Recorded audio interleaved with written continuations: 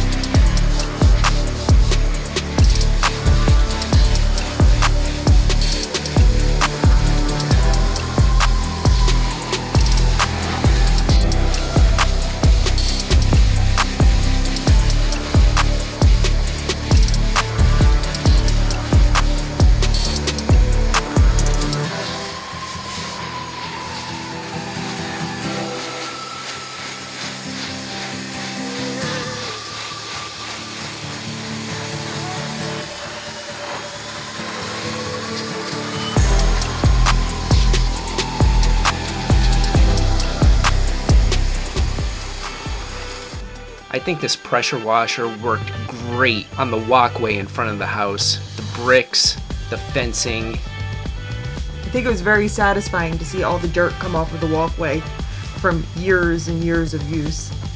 How did it work on the baseball pants? Good. The baseball pants weren't as dirty as I would have liked them to be, but what did come off was really good. It didn't pull off some of the scuff marks, but I didn't really expect it to. It did really well with the dirt. It's definitely worth it if you have white baseball pants that are constantly getting dirty. I think it did a great job on some of the smallish jobs around the house. Like if we wanted to get into power washing the siding of the house, that's where I think the addition of some of that liquid power washing soap comes in. Yeah, it was okay pulling the stains off of the side, like some of the mildew stains. But I think if we wanted to power wash a larger portion of the house, yeah, it would help having the soap. Overall, really good purchase. Yes, agreed. Really like that it came with 3 separate nozzles. And it was easy to use. Very easy to use, very easy to put together.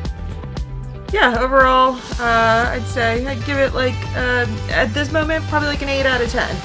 I'm sure if we had the soap and we did more of the siding of the house, I'd probably give it a higher score.